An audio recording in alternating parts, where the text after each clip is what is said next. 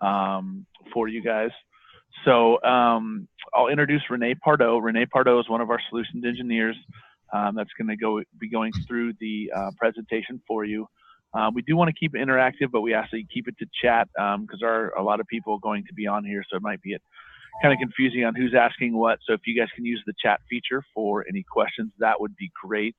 And at the end there, you'll have my and Eric's contact information for follow-up questions, calls, emails, whatever you guys would like. Please feel free to reach out to us after that if you have any questions. But other than that, let's go ahead and get started. I know we only have a limited time here, so I want to get started. So Renee, if you can hear me, go ahead and I'll let you kind of take it away and we'll go from there. Okay, great. Thank you, Ryan. Can you hear me okay? Yeah, loud and clear. Perfect. Okay, fantastic. So I will assume everyone else can as well. One more housekeeping item before we get started, and I probably just can't say it from my end, Ryan, but maybe you want to hit the record button. So if we have folks that missed today, you'd be able to send that out to them after the fact. Right. Thank you for, yeah, it's recording now, so we will be able to send that out to everybody. Okay, fantastic. All right, then let's go ahead and get started. Hi, everybody. Thanks for being able to join today on our webinar, PowerSchool Special Education. We're going to be speaking specifically to our Arizona and New Mexico clients. My name is Renee Pardo. I'm the Solution Strategy Director for our product line. We're going to start out with a PowerPoint here today just to give you a little bit of background about who we are, where we are, and talk about a few of our differentiators and the benefits that you could see by transitioning over to PowerSchool Special Education. And then we will go ahead and jump into our live software and we'll give you a demo. It's going to be a pretty high level demo, about 10,000 feet, but at the end of today's presentation, I will put up Ryan's contact information as well as Eric Walden's contact information, and you can jot that down if you'd like more information, pricing, a specific demo for your team members or stakeholders. You can get in touch with us and we'd be happy to set that up for you. All right, so let's go ahead and get started. A little bit about who we are. PowerSchool manages, and specifically I'm speaking about our PowerSchool Special Education solution here. We manage actually over 3 million students with this software, and that's over 900 school districts across 25 states in the US. We're also in 5 provinces in Canada and 9 countries as well. So we have a pretty large footprint in terms of students that we're managing with our special education solution.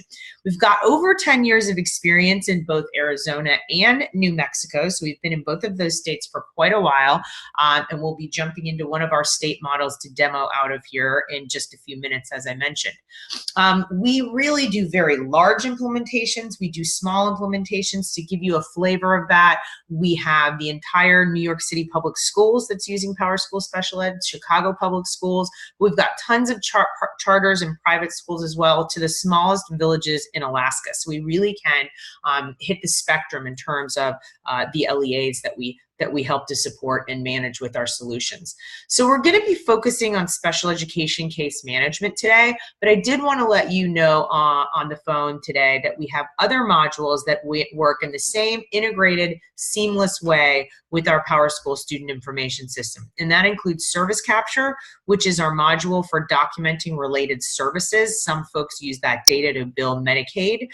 We have a module for 504 accommodations, one for English language learners, response to intervention, as well as gifted and talented. So those are all modules that are an additional price but can be turned on and off per your district requirements. Now let's talk a little bit about differentiators. And there's a lot of things on this slide that I'll actually be able to show during today's demonstration. But I think the big one, really the top 3, are huge time savers when it comes to staff that are utilizing PowerSchool, our PowerSchool student information system. First of all, just the access to the special education products or any of the suite of products I just mentioned. So once you're logged into PowerSchool Teacher or the administrator portal, you're going to have full access to everything that you need. The other nice thing is that we have an automated alert that's based on a student's eligibility for a program, and it identifies which students have a plan. So that could be a 504 plan or an IEP. And as I'll show you, that alert will actually show up where all PowerSchool alerts show, including the attendance page where general ed teachers are taking attendance in their classroom. And what that does is it lets them know that a student in their class has an IEP or a 504 plan, and then they can actually access it, which is the third bullet. So all of your staff will have the ability to access and manage documentation within the PowerSchool SIS, but it's all based on district security rights that can be customized based on your processes. For example, perhaps you only want your gen ed teachers to see a view-only access into the IEP, or maybe you want to just give them edit access to the present level section. So all of those things can be customized in terms of access by district personnel. We also have, obviously, integration with the parent and student portal. So if your parents are logging into PowerSchool parent portal, then they can also get their access to IEPs, 504 plans, or really any documentation that you'd like to provide access to. Hand in hand, that could go with a paperless initiative for DocuSign. So we actually have DocuSign integration as well on some of our documents, specifically documents like consent that require a parent signature. So while our system is configured to integrate with those DocuSigns for digital signatures, if that's something that your district is interested, we can put you in touch with the DocuSign folks, and you need to set up a service agreement with their folks on that end. But we do have that capability for those districts that are looking to go paperless. Obviously, data integration, data integrity, and consistency for reporting and other purposes is a huge challenge and issues with districts, and specifically for those that are using a standalone system. So with PowerSchool Special Education, you're going to have all of your data in one place. The thought being, when you update data in one place, it's going everywhere it needs to, and you don't need to be building bridges or updating data manually in two different systems. And finally, we also have Enterprise Google Translation that is available. And what that allows you to do is to not only do a one-time translation of the templates themselves, such as the IEP, but it also is going to translate all of the text that an actual user types into the IEP. And that is no additional cost. You let us know that you need that turned on, and then we will educate you on how to actually go about the translation of the templates. And from there, it's a go. So those are some of the things, some of the benefits that we bring to the table, and I think some of the real differentiators that you'll see with PowerSchool Special Education if you're using the PowerSchool Student Information System. So let's go ahead now and log into the live software. And I'm going to go ahead and start us out with the teacher login. So just keep in mind that it's access to the administrator portal as well, and it works very much similar to what you'll see here. So I'm going to go ahead and log in using my secure username and password, which I always do too early. There we go. And the first thing I want to talk about is that alert that we talked about, that automated alert based on a student's eligibility that identifies for teachers that is a student in their classroom has a plan. So if I'm a teacher and I'm taking attendance, the first thing I might do in class that day is to go ahead and click on my chair icon, and then over here it's going to allow me to start taking attendance for my class. So on this page you're going to see a lot of alerts that identify specific pieces of information for students, but in this case this one's going to indicate that the student actually has a 504 plan, or that they're eligible for 504 and they have a plan. Oh, and in this case with the yellow alert, that they have an IEP. Okay, and so again, this is going to be an automated alert based on a student's eligibility. Once a student is determined eligible for special education or 504, this alert will automatically show up on the attendance page here when the teacher is taking attendance. And again, huge time saver, because in a lot of cases it's a very manual process of basically alerting the teachers that a student in their classroom has one of these documents. And it's a really important part of the process, because the teacher then needs to review that document so they can see what accommodations that the student has or needs. Okay, So that's part 2 of this process. We'll go back to the start page because we need to be sure now that it's super easy for the teacher to get to that document, not have to log into another system to get to that information. So we'll go over here to our backpack icon. We know what student has that alert. We click on that student's name. They'll go over here to the select screen drop down on the right-hand side. And what they're going to have is an option here for special programs. And we call it special programs because really it can encapsulate multiple programs, right? The student, you may have the RTI solution, and so it's housing that, ELL, gifted, arts, RTI, some of those other things we talked about. So we'll select special programs. And then what's going to pop up is what I refer to as the student's document library or document repository, if you will. And what that is just it's going to list here with live links to each of these document templates, any documents that have been created for this student. So if I scroll down here, again, just we're in our demo database here, this student has an individual instruction plan, and it looks like they eventually became eligible for special education. We've got an invitation to a meeting, consent for evaluation, and we're drafting at this point this student's IEP. Now, again, back to what I mentioned about security, keep in mind that this is all driven by security that the district can specifically set up. So as an example, in this case, if I only wanted the gen ed teacher to see or have access to the IEP, then that's the only one they would see in this list. All right, and then the next step would be to actually click on that IEP and they would view whatever sections or pages they have access to. You may choose as a district to limit that to just the accommodations page or just the IEP at a glance or summary page. A lot of districts limit access to that. So again, a district decision, we will help you with the setup of all of that during the implementation process. So not only can you view documents here, but you can also create documents as well. And again, the list of documents you're seeing here is going to be based on what modules that your district has purchased. So if you did not purchase RTI, then you wouldn't see this list of document templates. But as we scroll down, we've got 504, RTI, special education documentation, ELL, gifted. And then this last option here would allow you to upload any other document that may have been created or as the student brings in with them or the parent brings in from another system, like an out-of-state IEP or a contracted evaluation. This option allows you to go ahead and upload that document, give it a name, and go ahead and it'll be part of this student's document repository.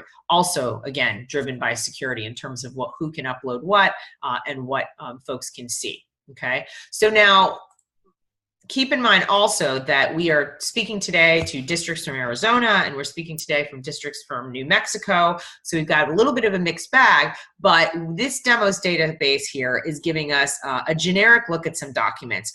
Obviously for our Arizona clients, you would have your Arizona specific documents listed here for special education, and the same holds true for New Mexico. And in the case of New Mexico, with our RTI piece, you all are using SAT, is what we call it in New Mexico. So you'd have your SAT documents listed here. So keep in mind, from a contextual standpoint, this is how it would function, but it would be specific to the state in terms of the document templates you'd have listed here. All right, so let's just kind of recap what we did. If I have my gen ed teacher hat on, I've logged into PowerTeacher, I'm taking attendance, I see that one of my students has an IEP or a 504 plan, so I come over here to my drop down, I choose special programs, and at that point I would launch the document I have access to and review the data that I need to take a look at, such as the IEP or the 504 plan. So that's all there is to it for, say, the general education staff for the most part. But for your special education staff, you really want to have a very comprehensive case management module that's going to offer you a lot of features and functionality to help you manage a lot of that administrative things, specifically things around compliance timelines, alerts, notifications, caseloads, right? So for those folks, we're going to launch the full-blown PowerSchool special education application. So to do that, we're going to pull out our application tray and we're just going to click our home page. And that's going to open us up into our dashboard, if you will, for special education. So I haven't left the SAS. It's right here over on top. I can toggle back at any time. But now I'm looking at my dashboards for special ed. So let's talk a little bit about those features and functions that are specific to our folks that are working with our special education students. So starting here from the top, just think about searching for information is always going to be easy, right? Because you are searching the SIS database for students, for classes, districts, specific schools, or your colleagues. We're going to have your state standards, whether you're in New Mexico or Arizona, that are going to be loaded here on this link for curriculum. So again, we're using a demo database, but it'll give you an idea. You'd be able to choose from those standards, whatever those standards are for the state that you're in. And once you choose that, you can start to drill down and you can take a look at those standards, or you can search for standards if you know what you're looking for. So you'll notice as we go through today that we've got these quick search text boxes located throughout the system to help you easily and quickly pull up information that you're looking for. So again, and what the nice thing about that curriculum button is that we also offer it as a button on the goal and objective page of the IEP. And what that will allow you to do is to actually pull in a grade-based standard so that your staff can build a goal off of a grade-based standard. Really strong part of our system is the communication and collaboration feature. So think about it as working very much similar to your email that you're using today. You can send messages and alerts, notifications from reports, as I'll show you, or from specific documents, invitations, you know, the IEP, so on and so forth. But the nice thing is that it's not going to be only encapsulated here within the special education solution. All of the messages you get, like that this individual instruction plan for Matthew was set to review, and we can see here what we need to do by hovering over that message. All of your messages will also be forwarded to your school user email account, which is great because that's going to ensure that your general education staff that might not be looking at a special ed dashboard are going to get the messages that are sent to them. As you get alerts and notification as part of the reporting process, you can be assured that your folks are going to see those even if they didn't launch their dashboard that day. They'll be able to get those alerts and notifications from their email account, which hopefully they're checking on at least a regular basis, right? So I'll show you some examples as we go through there today. Reporting, you're going to have all of your special education state reporting that's going to come out of the system. You're going to have a plethora of standard reports that are going to come with the system. But the nice thing is you can report out on any piece of data that's being captured in the system by creating list reports or multidimensional reports. And I'm going to show you an example of each of those. So here are all of our reports. Again, if I'm looking for something specific in my long list of reports, like a compliance report, I have it right here at my fingertips. Okay, so in fact, let's take a look. Again, all of these come standard. Let's take a look at our compliance report for annual reviews. Click on that. All right, and what you're going to see immediately as I scroll down here is that it's color-coded. And I like that because it automatically identifies for the staff person what's upcoming, right, visually. So if I scroll down here, I can see I've got some students in red, I've got some students in yellow, and then I've got some students in green. So in this case, because we're looking at an annual review report, the students in green are going to alert me to the fact that we're 60 days out from this student's annual review date, and this is the countdown column here. So as soon as that student is 60 days out, they're gonna land on this report automatically. Then they're gonna turn yellow when they're 30 days out, cautionary yellow, right? We've gotta think about what we're gonna start to do to prepare for the meeting.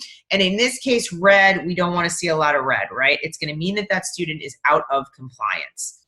So the data that someone sees on this report is going to be based on the security that they have. So if I'm a case manager, I'm seeing my caseload. Excuse me, a special education teacher, I'm seeing my classroom. But if I'm a principal, I'm seeing my case managers. See here how it's split between case managers, so I can keep on top of what my case managers have going on, all right?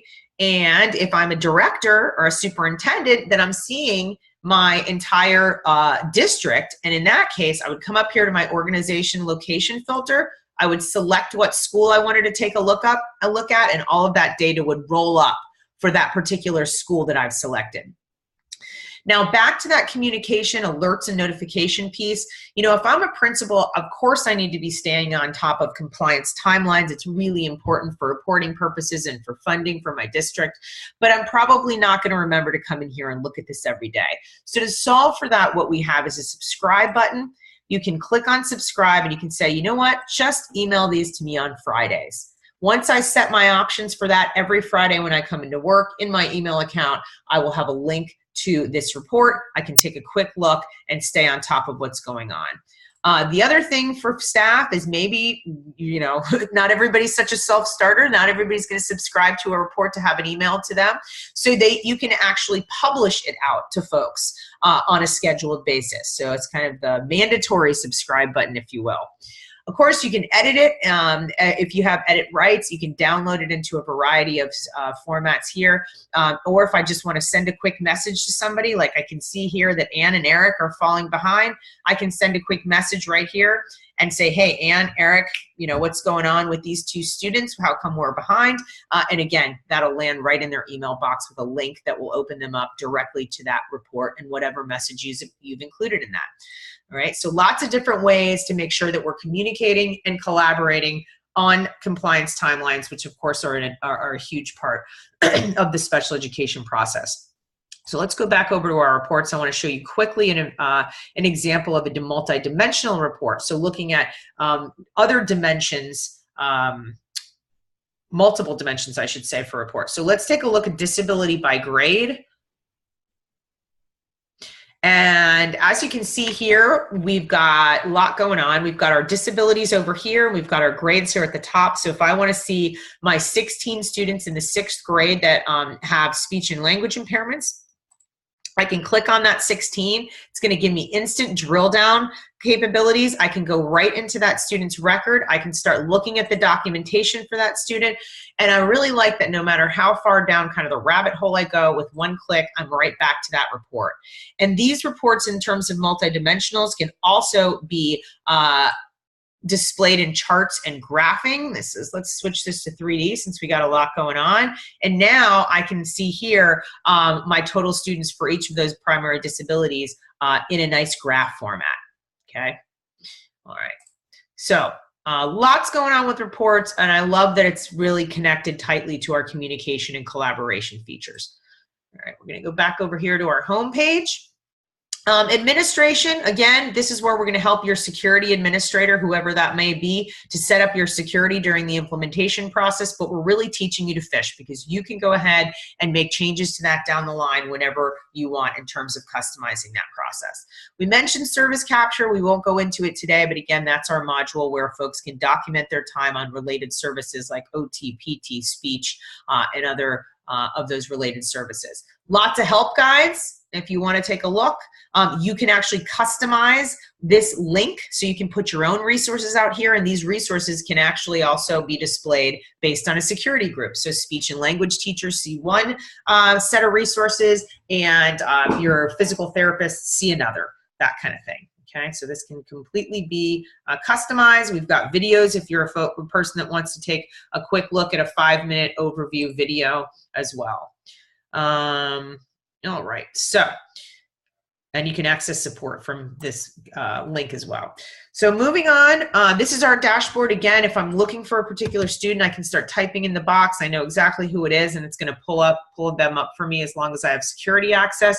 I can drag and drop any of these per what I'm using the most on a daily basis, right? Just like that, or collapse that like that. And down here, I've got my caseload, all right? And so what you see here in terms of bold and regular text is I'm actually the case manager for those students that are listed here in bold, while I might just be working with this student. Maybe I'm a counselor, I'm a speech therapist with these students that are in regular text. And I also like that while I've got some default data columns here, I can actually come over to this edit button. I can customize these columns. So if I wanted to see the student's next annual review date, their next re-eval date, that kind of thing, whatever, maybe the parent's phone number, their email address, whatever information is meaningful to me that I want to have at a glance, I can go ahead as a user, customize these columns, and I've got it right there on my home page, so I don't have to go digging for information on a regular basis. All right, so that's a little bit on the home page. We're going to dive into a document here in just a second to show you some of the features of our documents and hopefully how it'll make folks' lives a little bit easier. But I'm going to switch this real quick over to our, in this case, our Arizona model. So you didn't even, if you blinked, you didn't even notice I did that because all of the models, our state models, look the same. But again, as we mentioned on the onset, the documents are going to be a little bit different. So we're going to log into Arizona today. I know we've got New Mexico folks on the phone as well.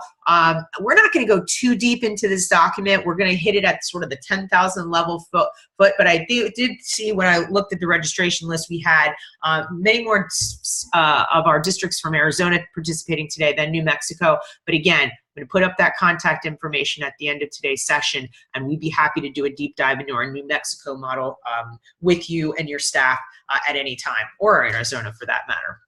So let's come over here to a student. We're going to go to Kendall here, and I'm going to launch this into the student's profile, talk a little bit about that data integration that we mentioned. And so in this case, look, as you'll see here, went from my home page. I've got my student profile, which we'll talk about. I've got my documents, okay, that we'll look at, which are available again on the SIS screens as well. And then a final category for events, which I'll touch on. What I also like is right here, if I need to change students, my caseload follows me along as I move through these screens. So I don't have to go back out to my home page. Again, some of these things seem like small things, but for as much as we can eliminate those clicks and put some extra seconds adding up to minutes in a person's day. So right here, I'm on the demographic and enrollment information, all right? And so I can see where my students lives. And if I come over here, see that little hover arrow? It's indicating I've got some other areas or pages of this student's profile that I can take a look at. So if I come to contact information, I can see my mom and my dad, or my parent 1, parent 2 in this case. And so just keep in mind that if this parent moves, or if they have a new phone number or something here changes in terms of their demographic, you're just changing that in the SIS. And in real time, you're going to see this updates in the special education side of things as well. And what's nice about that is this data then flows over into our documents, and it's going to help to reduce redundant data entry, but we can always be sure that we're having the most up-to-date information. We don't need to wait for an overnight, sync up with another data or another solution or another system. It's going to happen right there before our eyes. And in fact, and more times than not, you'll be sitting in an IEP meeting and the parent will walk in and see where their address is and say, oh, we don't live here anymore. Here's our new address. And so in this case, you just pick up the person that's responsible for that in the SIS, you give them the new address, and while you're sitting at the table, boom, that's going to be updated for you. So really a great time saver, but also it's data consistency, it's data integrity, it's changing, it's updating things in one place and going everywhere it needs to go, okay? So lots of other places as well. Let me just quickly show you the special education page. I just want to tell you that information, so the profile pages are all about data flow. So information is flowing from our documents as we're creating our documents. We're going to lock those documents down or finalize them. At that point, the data is going to flow over into these profiles, like initial IEP date, most recent, start date, end date, and that in turn is how we can trigger all of those color-coded reports that we were looking at. That's why all of that process is automated with the data flow that's included. All right, let's go over here to our documents. Just click on that link. Again, we're in our Arizona model today, and you can see the student has a review of data form and a MET determination as well. So we can create data over here, documents I should say, if we're working, we've launched our dashboard and we're working here. Again, keep in mind that these lists of documents are obviously always consistent because you're using one system. So whatever we're creating on this side is right there on the SIS screen as well.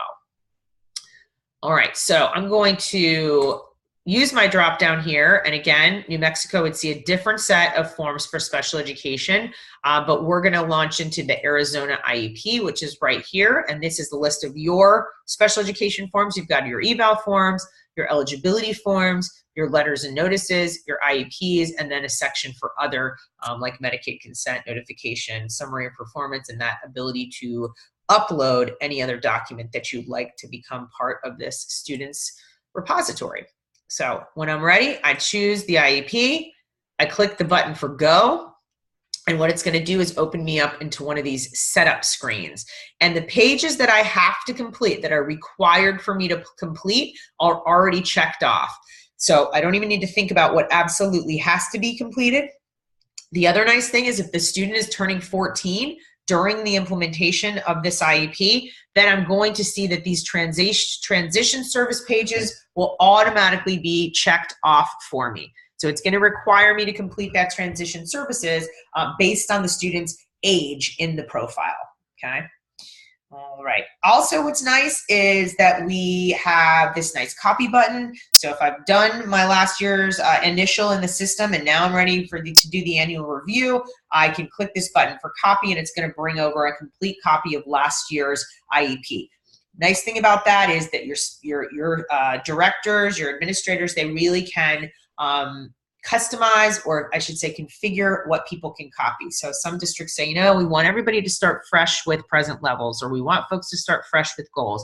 You'll be able to set that up as during the implementation process. But certainly you don't have to reinvent the wheel here with our copy feature. Let's go ahead and click new. Now, here we see another hover arrow, just like we did in the profile. It's just telling us we've got those other pages. These are the pages we saw checked off on the previous screen. And we can work through these in any order. You can set some personal options, so you have navigation buttons here at the top as well. So a couple ways to skin a cat, as I say. And so let's take a look at the cover sheet. Your district logo would be here. We've got some reminders up here. We've got all of this information that's already flowed over. You see here, all of our parent and guardian information, our demographic information that flowed from the profile populated by the SIS. Now, pink fields indicate required. All right, so we want to be sure that we are getting all the information that we absolutely need and that folks are not inadvertently missing steps or missing very crucial data. And so pink needs required. So I can come in and out of this as many times as I need to during the drafting process, but after I've had the meeting and we've all signed off, we're going to lock this down. We call it finalizing. And once we've finalized a document, that is when it's going to do a final check on all these pink fields, and it's going to tell the user, nope, you missed one, and it's not going to let somebody finalize that document until that required field has been completed. At that point, once it's finalized, then we get all that those dates and that information like primary disability or eligibility category flowing back over to our profiles for reporting purposes. So let's go ahead and we're going to say that this is let's just say it's an annual. And once we put in some information to a required field, you can see it turns from pink to yellow. So we're going to put in our IEP date as today. It's already pulling over our eligibility category. And then I'm going to do something here to show you another one of our compliance checks. We've got lots of business rules already built in that's going to flag not only missing information, but information that is inconsistent with compliance guidelines. So you'll see the method to my madness here in just a second. Any meeting notes we need, and we're going to go ahead and click save. So immediately I see, now not that you lost any data, your section was saved, but we've got an issue. What's the issue? What's great is it's going to tell you exactly what the issue is. And in this case, of course, we really can't have an IEP start date before we've actually held the meeting, right? So you're going to see a bunch of business rules that have already been built in to guide that type of compliance. And a lot of times these are just inadvertent mistakes, right? User error, because we've got so much to do in a day. So the system was designed to catch those kinds of things. So let's go ahead and just say that it's going to start next Monday. We'll go ahead and save it. Oh, what do we do? Oh, I've still got it. I've got the wrong month. There we go. See what I mean? User error. We'll say the 13th. All right, there we go. And so now you see we got a little check mark here. We're complete. We're not going to go through all of this. I'm just going to highlight a couple of things here in terms of features, functionality that is, across all of our state models. So you can see the ease of use, if you will. Let's go over to our IEP page here. We've got our information flowing over. Is our parent going to participate? Yep. Is our student? We'll say no for now, but we are going to have our general education teacher, our special ed teacher, and our district representative coming. So now if I know who that person is, I can just start to type in their name, and it's going to take me right to that person.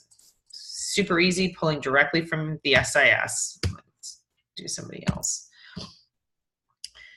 All right, there we go. And you see some IDs here, but once we hit the save button, it'll be all nice and neat. And when we send that invitation to the parent, and we'll go ahead and save it. So that's how you enter the names of folks. You see how nice that looks? And so that we can then print that out and attach it to our document after it's finalized. Let's go over here to our academic and functional section of the present levels. Lots of pink here, lots of long narrative text, right?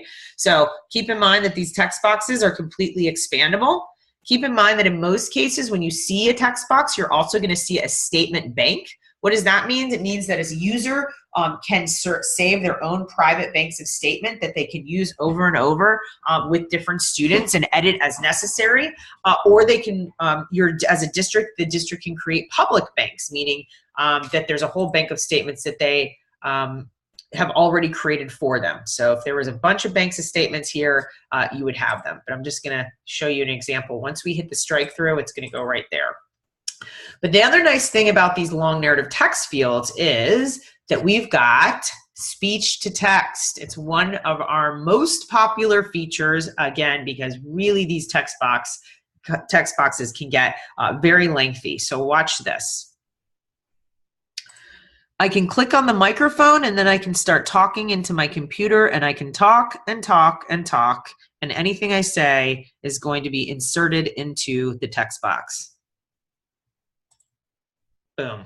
And it's really, really accurate, folks. In addition to that, anywhere you see, by the way, a text box, you're going to get speech to text. We've got spell check. We've also got stylized text. You want to bold, indent, underline, highlight. Strike through was one that we just got, we released just in our last release based on users asking us if we could put a strike through function. So anything that you could typically do in Word, you can do here. Bullets, inserting tables, copy and pasting, all that good stuff. I want to show you something else that's really great in terms of compliance. So we're going to say not needed. All right. We'll say behavior management plans not needed.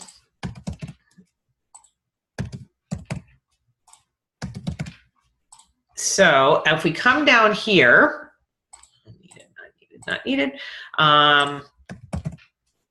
We want to make sure there's a need tied to a goal, right? So what's great about this is if once I say that the student has a reading need, you're going to see that the reading goal page has been added, all right? And I can use my little statement banks here, and I can say that we're going to be working on word fluency, right? And if I say that the student has a writing goal, now I've got a writing goal page that's been added. So we can't just willy-nilly create goals unless we've already identified a need, which is really great. So here's an example: develop functional writing skills, right?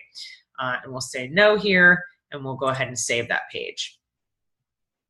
And so now we've worked on our present levels page. So maybe I've done my present level, my portion of the present levels, think about it, but I need my colleague to come in and do their portion of the present levels. So, you know, what would you normally do in a situation like that? You would normally have to, maybe you would download the IEP and attach it to an email and then send it out, which, by the way, is not the most secure way of doing things in the first place. And hope that the person's looking at it, reading it, and then they've got to go through this whole process as well. So in this case, all you need to do is click the More button, click Send a Message with the document, and this is what I love. Just link it to this page, all right? You're linking this message to this page. And what's nice is anybody that's already been referenced in the document, remember we put those names on the sign-in sheet, it's going to assume you probably are wanting to send it to somebody, one of those folks. So if I want to send it to my special ed teacher and link it to the page and say, you know, please complete the social emotional part, whatever I'd like to say, once I hit the send button, right, It's going to land in my user email accounts, or I'd say in this case, Cindy's user email account. Once she clicks the link that's included within the body of the email, it's just going to open her up to the present level page along with this message. So there's no question on what needs to be completed or done. I love that. I love that you can just link it to a page of a particular document, and then so there's no question about really what needs to happen. All right, so let's go back over here to our goals real quick, and you're going to see, because we had indicated that we had a reading goal, we've got 2 goals already set up. We've got our reading goal and we've got our writing goal. All right, and so again, we've got speech to text. You're going to pull in the standards. You're going to write your goals. It's going to give you this, you know, some verbiage around recommendations, making sure that your folks are creating a SMART goal.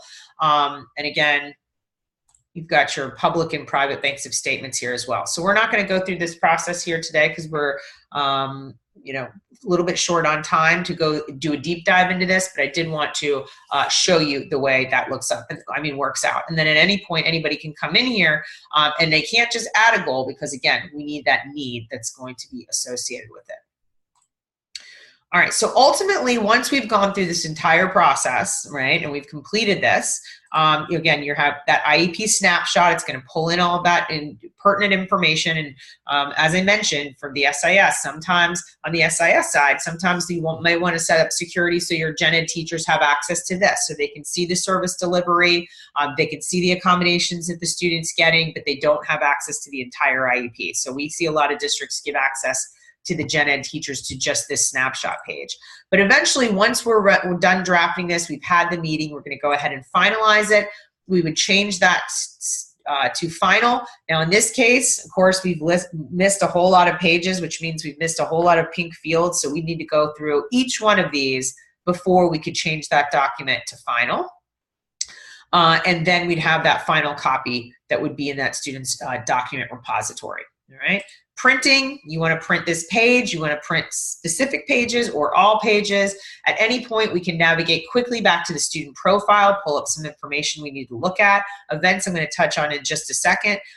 File attachments. Again, if I've attached anything that's specific to this, like maybe IEP meeting minutes, it'll pull that up.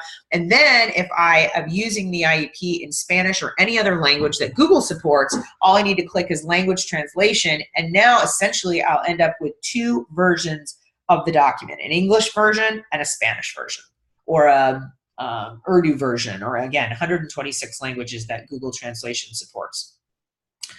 All right, so last but not least, quickly, I'm going to touch on this event category because I love this other sort of catch-all, because you've got all of your demographic information and your key dates and that stuff in the profile. You've got your document repository, but there are other things that go on as part of this process that you want to make sure that you're documenting, right? So that's where the events tab comes in.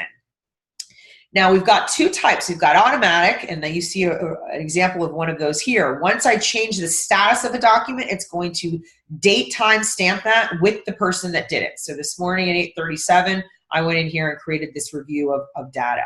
But what I also like is that folks can document other types of events as well. So if I click new event, maybe I'm going to say that I had a parent-teacher conference and the results of that conference, or the parent called, or there was a fight on the playground, or what have you.